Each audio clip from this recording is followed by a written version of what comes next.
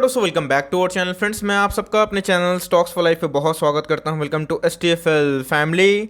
DFL inverse एक ऐसा stock है जो हमने स्विंग ट्रेड के लिया था और दोस्तों उसमें आज हमें ब्रेकआउट देखने को मिला। इसीलिए गाइस मैं इस वीडियो को शूट कर रहा हूं क्योंकि आपको कुछ सिखाया जाए। जी हाँ दोस्तों, आज के दिन क्या चुके हैं Q4 के नंबर्स और दोस्तों दिवाली तक एकदम आराम से होल्ड करें, आपके पैसे छप्पर फाड़ के बनेंगे। बहुतों को लगता है कि 7% की तेजी के बाद मौका निकल चुका है। नहीं दोस्तों, मौका अभी भी है, आपको इस मौका को मिस नहीं करना है। और दोस्तों आज आए हैं Q4 के नंबर्स और इसके पहले इस शेयर में 70%, 80%, इवन 92% की डिलीवरीज देखने को मिल रही थी।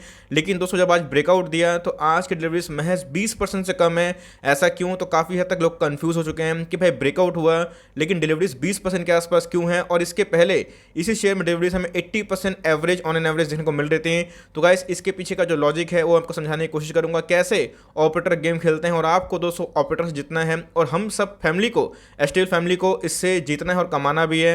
बहुत कुछ सिखाऊंगा। चैनल फर्स्ट टाइम होंगे सब्सक्राइब कर सकते हैं इस तरह क्वालिटी कंटेंट को सबसे पहले एक्सेस करने के लिए। Now without dealing any for time, let's begin.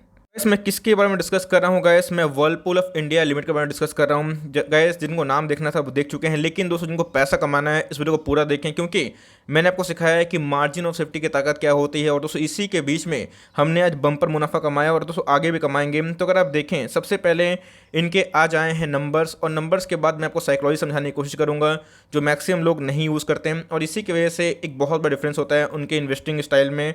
तो अगर आप देखें 31 मार्च 2020 का डेटा है, 31 मार्च 2021 का डेटा हम देखने को मिलता है। टोटल इनकम की बात की जाए तो आप देख सकते हैं कि जो इनकम है वो हमें कितना देखने को मिल रहा है। सब रुपीज़ इन लैक्स है, तो करोड़ में कन्वर्ट करूंगा तो 1379 रुपीज़ इन करोड़ से इनकम कितने हो चुके हैं?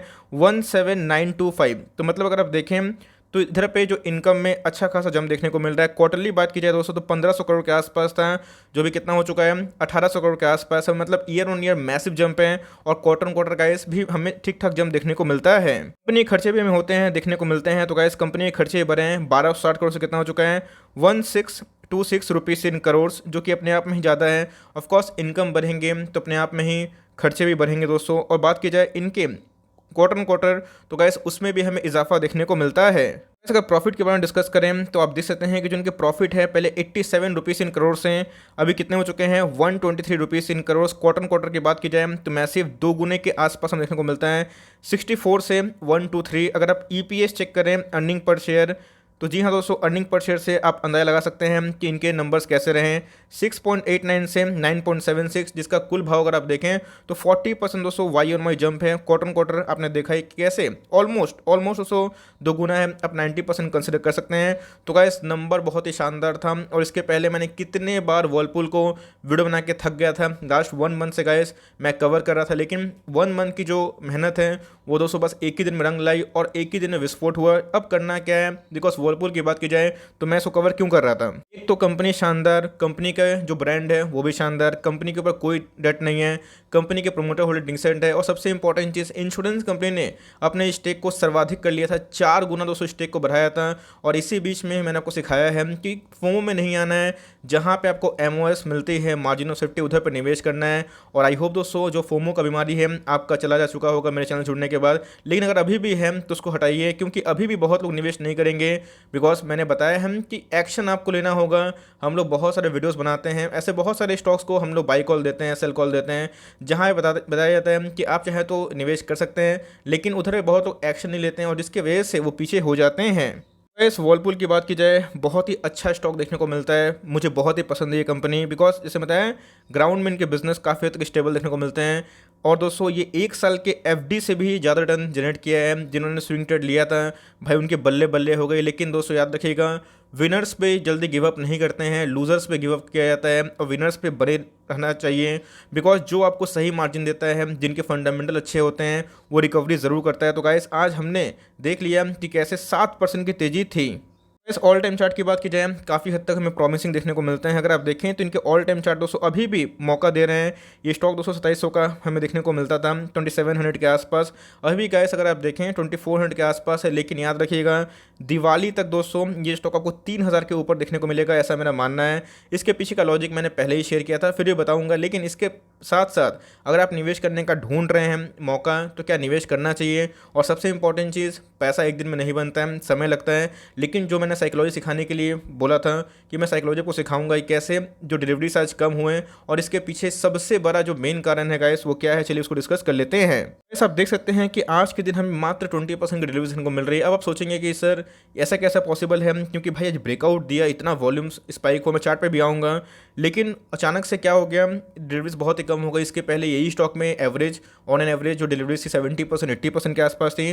दोस्तों याद रखिएगा वो एक्यूमुलेशन का टाइम था। यस दोस्तों, वो बड़े लोग जो होते हैं FIS और DIS वो एक्यूमुलेट करते हैं, और जब एक्यूमुलेशन का फेज़ आता है तो ऐसे एक्यूमुलेशन करते हैं धीरे धीरे धीरे धीरे, जहाँ पे फ्री फ्लोट शेयर मार्केट में बहुत ही कम है, क्योंकि 75% जो स्टेक है वो प्रोमोटर के पास है। तो उनका एक ही मुद्दा होता है कि कैसे कैसे स्टॉक के नंबर्स को बढ़ाया जाए। उसके बाद जब उसको स्टॉक में तेजी लानी होती है ऑपरेटर्स को, बड़े पार्टी को, तो क्या करते हैं, एक ही बार में बल्क बाई कर लेते हैं और डिलीवरीज कम लेते हैं। और डिलीवरीज क्यों कम लेते हैं, क्योंकि उनको पहले ही भाप लिया जाता है, उन्होंने पहले ही 1 महीना पहले पूरा स्टॉक को भर लिया था। और गाइस अब आएगी एंट्री रिटेल भाई लोग की, और अब प्राइस को देख के लोग चेस करेंगे, तो यही साइकोलॉजी है। लेकिन दोस्तों मैंने क्या बताया है कि स्टॉक मार्केट में अगर आपको मोट और MOS का मतलब समझ में आ गया कि जो बिजनेस में अच्छा गुण है, डिफरी कंपनी है, तो भाई वो पैसा बनाएगी, और उसमें अगर आपको मार्जिन मिल रही है तो पैसे हंस के बनेंगे, इस बात को पकड़ के चलें। जैसा बताया कि खोने के लिए कुछ नहीं है, पाने के लिए बहुत कुछ है। और गैस पहले जब मैंने इस वीडियो को बनाया था इस स्टॉक के बारे में, तब ये स्टॉक 2100 के भाव पे चल रहा था। अभी की बात की जाए तो गैस ये स्टॉक अभी 2350 के भाव पे हो चुका है। बहुतों की रैली मिस हुई, लेकिन आगे मिस मत करिएगा। मार्केट कैप 30,000 करोड़ के आसपास की मार्केट कैप है, मतलब उससे एक लार्ज कैप कंपनी है। अगर आप देखें इंडस्ट्री पी से महंगा है, 80 का पी है, और इसका जो पी है वो 100 के आसपास है। लेकिन जो अच्छे स्टॉक होते हैं उनका प्राइस टूनिंग थोड़ा सा महंगा होता है। मैं इसी के बारे में डिस्कस कर रहा था गाइस। अगर आप देखें तो 75% जो स्टेक है वो प्रोमोटर लेके बैठे हैं, तो मार्केट में तो जो शेयर्स अवेलेबल ही नहीं है। FIS और DIS के पास अगर मिला लिया जाए तो 15% से ऊपर का स्टेक है, और 8% आसपास रिटेल भाई लोग के पास है। कोई प्लेस की समस्या नहीं है, फाइनेंशियल बहुत ही ओके हैं। और मैं इसी के बारे में डिस्कस कर रहा था कि इंश्योरेंस कंपनी जब कभी अपने स्टेक को बढ़ाती है, बहुत ही कंजर्वेटिव इन्वेस्टर होते हैं इंश्योरेंस कंपनी। आपने देखा कि अडानी के बहुत सारे ग्रुप के शेयर में इंश्योरेंस कंपनी का 0 स्टेक देखने को मिलता है।